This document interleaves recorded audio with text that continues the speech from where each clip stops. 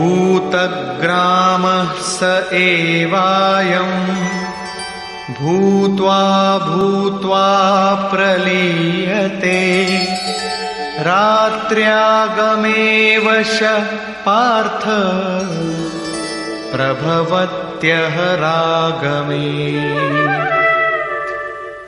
हे पार्थ, सब प्राणी इस प्रकार जागृत होकर प्रकृति से विवश होकर अविद्या रूपी रात्रि के आने पर अचेत हो जाते हैं। वे नहीं देख पाते कि हमारा लक्ष्य क्या है। दिन के प्रवेश काल में वे पुनः जागृत हो जाते हैं। जब तक बुद्धि है तब तक इसके अंतराल में विद्या और अविद्या का क्रम चलता रहता है, तब तक वो साधक ही है। परस्तस्मात्तु भावोऽन्यो व्यक्तो व्यक्तात् सनातनः यः सः सर्वेषु भूतेषु नश्यत्सु न विनश्यति। एक तो ब्रह्मा अर्थात बुद्धि अव्यक्त है, इंद्रियों से दिखाई नहीं पड़ती, और इससे भी परे सनातन अव्यक्त भाव है जो भूतों के नष्ट होने पर भी नष्ट नहीं होता, अर्थात विद्या में सचेत और अविद्या में अचेत, दिन में उत्पन्न और रात्रि में विलीन भावों वाले अव्यक्त ब्रह्मा के भी मिट जाने पर वो सनातन अव्यक्त भाव मिलता है जो नष्ट नहीं होता। बुद्धि में होने वाले उक्त दोनों उतार चढ़ाव जब मिट जाते हैं तब सनातन अव्यक्त भाव मिलता है जो मेरा परम धाम है। जब सनातन अव्यक्त भाव प्राप्त हो गया तो बुद्धि भी उसी भाव में रंग जाती है, उसी भाव को धारण कर लेती है। इसलिए वो बुद्धि स्वयं तो मिट जाती है और उसके स्थान पर सनातन अव्यक्त भाव ही शेष बचता है। अव्यक्तोऽक्षर इत्युक्तः तमाहुः परमां गतिम् यं प्राप्य न निवर्तन्ते तद्धाम परमं मम। उस सनातन अव्यक्त भाव को अक्षर अर्थात अविनाशी कहा जाता है, उसी को परम गति कहते हैं। वही मेरा परम धाम है जिसे प्राप्त होकर मनुष्य पीछे नहीं आते, उनका पुनर्जन्म नहीं होता। इस सनातन अव्यक्त भाव की प्राप्ति का विधान बताते हैं। पुरुषः स परः पार्थ भक्त्या लभ्यस्त्वनन्यया यस्यान्तस्थानि भूतानि येन सर्वमिदं ततम्। पार्थ, जिस परमात्मा के अंतर्गत संपूर्ण भूत है, जिससे संपूर्ण जगत व्याप्त है, सनातन अव्यक्त भाव वाला वो परम पुरुष अनन्य भक्ति से प्राप्त होने योग्य है। अनन्य भक्ति का तात्पर्य है कि परमात्मा के सिवाय अन्य किसी का स्मरण न करते हुए उनसे जुड़ जाए। अनन्य भाव से लगने वाले पुरुष भी कब तक पुनर्जन्म की सीमा में है और कब वे पुनर्जन्म का अतिक्रमण कर जाते हैं, इस पर योगेश्वर कहते हैं। यत्र काले त्वनावृत्तिम् आवृत्तिं चैव योगिनः प्रयाता यान्ति तं कालं वक्ष्यामि भरतर्षभ।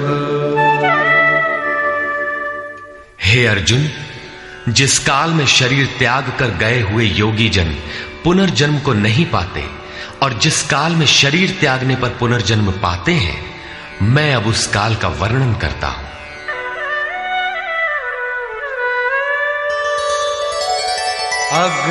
अग्निर्ज्योतिरः शुक्लः षण्मासा उत्तरायणम् तत्र प्रयाता गच्छन्ति ब्रह्म ब्रह्मविदो जनाः।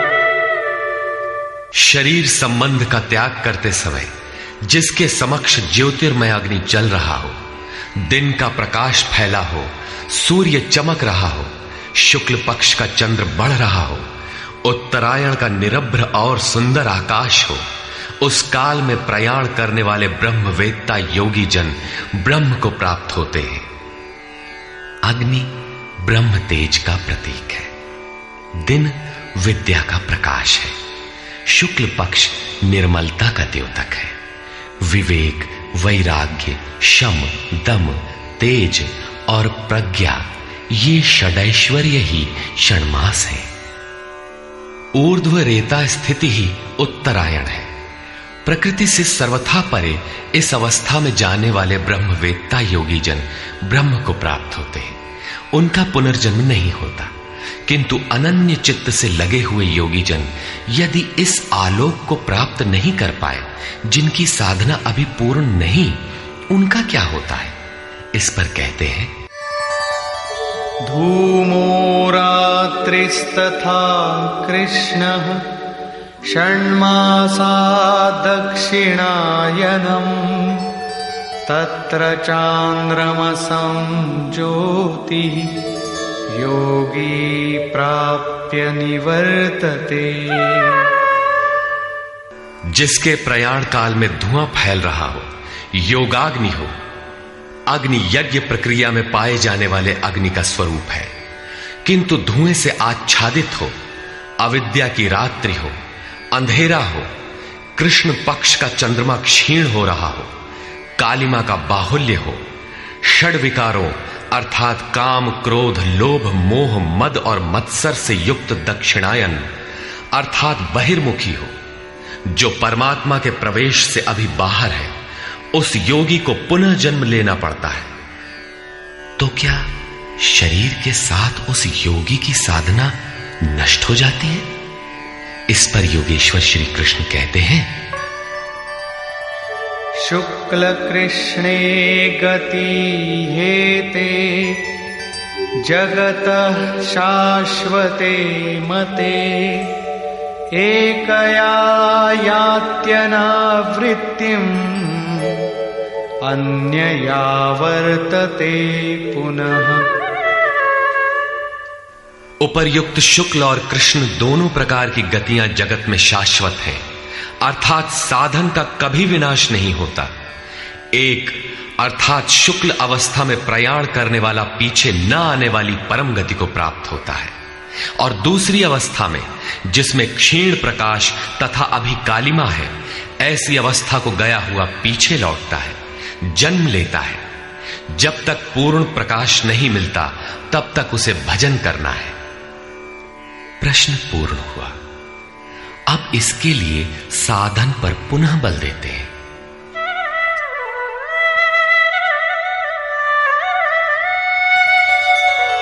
नैते श्रुति पार्थ जानन् योगी मुह्यति कश्चन तस्मात् सर्वेषु कालेषु योगयुक्तो भवार्जुन।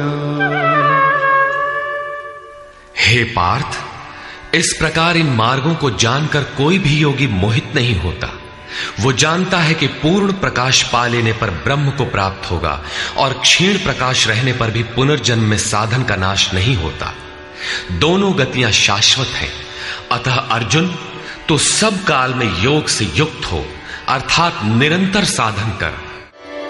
वेदेषु यज्ञेषु तपस्सु चैव दानेषु यत् पुण्यफलं प्रदिष्टम् अत्येति तत्सर्वमिदं विदित्वा योगी परं स्थानमुपैति चाद्यम्। इसको साक्षात्कार सहित जानकर, मानकर नहीं, योगी वेद, यज्ञ, तप और दान के पुण्य फलों का निसंदेह अतिक्रमण कर जाता है और सनातन परम पद को प्राप्त होता है। अविदित परमात्मा की साक्षात जानकारी का नाम वेद है। वो अविदित तत्व जब विदित हो ही गया तो अब कौन किसे जाने। अतः विदित होने के पश्चात वेदों से भी प्रयोजन समाप्त हो जाता है, क्योंकि जानने वाला भिन्न नहीं है। यज्ञ अर्थात आराधना की नियत क्रिया आवश्यक थी, किंतु जब वो तत्व विदित हो गया तो किसके लिए भजन करें? मन सहित इंद्रियों को लक्ष्य के अनुरूप तपाना तप है। लक्ष्य प्राप्त होने पर किसके लिए तप करें? मन, वचन और कर्म से सर्वतोभावेन समर्पण का नाम दान है। इन सब का पुण्य फल है परमात्मा की प्राप्ति। फल भी अब विलग नहीं है, अतः इन सब की अब आवश्यकता न रही। वो योगी यज्ञ, तप, दान इत्यादि के फल को भी पार कर जाता है, वो परम पद को प्राप्त होता है।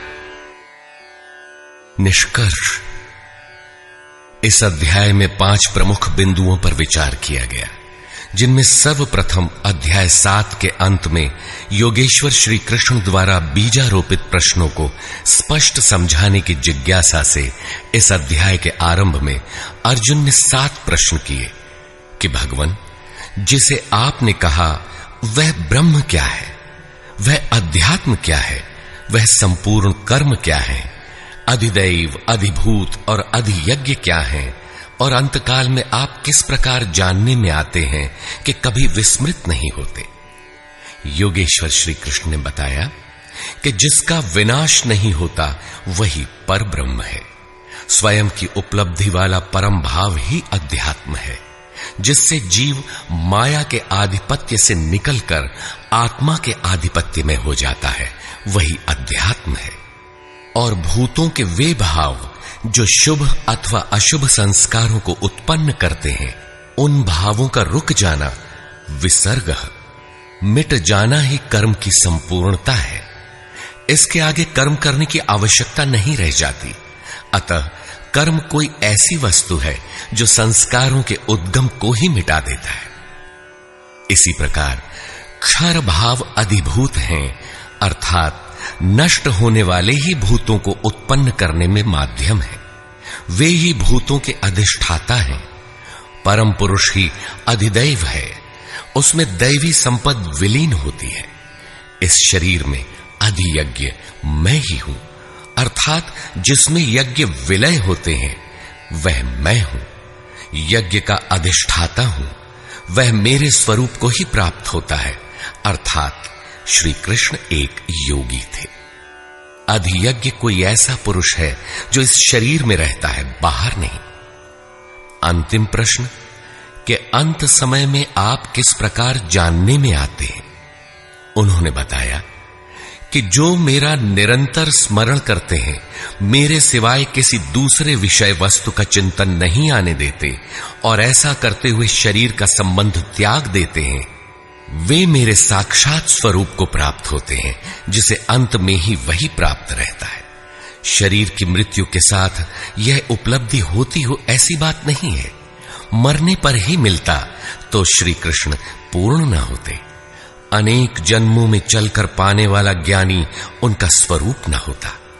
मन का सर्वथा निरोध और निरुद्ध मन का भी विलय ही अंतकाल है, जहां फिर शरीरों की उत्पत्ति का माध्यम शांत हो जाता है। उस समय वह परम भाव में प्रवेश पा जाता है, उसका पुनर्जन्म नहीं होता। इस प्राप्ति के लिए उन्होंने स्मरण का विधान बताया। अर्जुन, निरंतर मेरा स्मरण कर और युद्ध कर, दोनों एक साथ कैसे होंगे?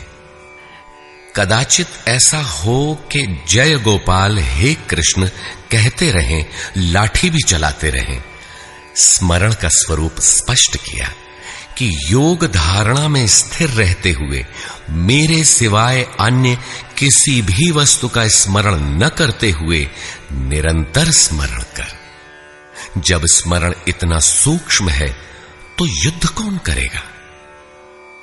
मान लीजिए यह पुस्तक भगवान है, तो इसके अगल बगल की वस्तु, सामने बैठे हुए लोग या अन्य देखी सुनी कोई वस्तु संकल्प में भी न आए, दिखाई न पड़े। यदि दिखाई पड़ती है तो स्मरण नहीं है। ऐसे स्मरण में युद्ध कैसा? वस्तुतः जब आप इस प्रकार निरंतर स्मरण में प्रवृत्त होंगे तो उसी क्षण युद्ध का सही स्वरूप खड़ा होता है। उस समय मायिक प्रवृत्तियां बाधा के रूप में प्रत्यक्ष ही हैं। काम, क्रोध, राग, द्वेष दुर्जय शत्रु हैं। ये शत्रु स्मरण करने नहीं देंगे। इनसे पार पाना ही युद्ध है। इन शत्रुओं के मिट जाने पर ही व्यक्ति परम गति को प्राप्त होता है। इस परम गति को पाने के लिए अर्जुन, तू जप तो ओम का और ध्यान मेरा कर। अर्थात श्री कृष्ण एक योगी थे। नाम और रूप आराधना की कुंजी है। योगेश्वर श्री कृष्ण ने इस प्रश्न को भी लिया कि पुनर्जन्म क्या है, उसमें कौन कौन आते हैं। उन्होंने बताया कि ब्रह्मा से लेकर यावन मात्र जगत पुनरावर्ती है और इन सब के समाप्त होने पर भी मेरा परम अव्यक्त भाव तथा उसमें स्थिति समाप्त नहीं होती। इस योग में प्रविष्ट पुरुष की दो गतियां हैं। जो पूर्ण प्रकाश को प्राप्त षडैश्वर्य संपन्न ऊर्ध्वरेता है, जिसमें लेश मात्र भी कमी नहीं है, वह परम गति को प्राप्त होता है। यदि उस योग कर्ता में लेश मात्र भी कमी है, कृष्ण पक्ष सी कालिमा का संचार है, ऐसी अवस्था में शरीर का समय समाप्त होने वाले योगी को जन्म लेना पड़ता है। वह सामान्य जीव की तरह जन्म मरण के चक्कर में नहीं फंसता, बल्कि जन्म लेकर उससे आगे की शेष साधना को पूरा करता है। इस प्रकार आगे के जन्म में उसी क्रिया से चलकर वह भी वहीं पहुंच जाता है जिसका नाम परम धाम है। पहले भी श्री कृष्ण कह आए हैं कि इसका थोड़ा भी साधन जन्म मरण के महान भय से उद्धार करा के ही छोड़ता है। दोनों रास्ते शाश्वत हैं, अमिट हैं। इस बात को समझकर कोई भी पुरुष योग से चलायमान नहीं होता। अर्जुन, तू योगी बन। योगी वेद, तप, यज्ञ और दान के भी पुण्य फलों का उल्लंघन कर जाता है, परम गति को प्राप्त होता है। इस अध्याय में स्थान स्थान पर परम गति का चित्रण किया गया है, जिसे अव्यक्त, अक्षय और अक्षर कहकर संबोधित किया गया है, जिसका कभी क्षय अथवा विनाश नहीं होता। अतः ओम तत्सदिति श्रीमद् भगवद गीता सूपनिषत्सु ब्रह्म विद्यायाम योग शास्त्रे श्री कृष्ण अर्जुन संवादे अक्षर ब्रह्म योगो नाम अष्टमोऽध्यायः।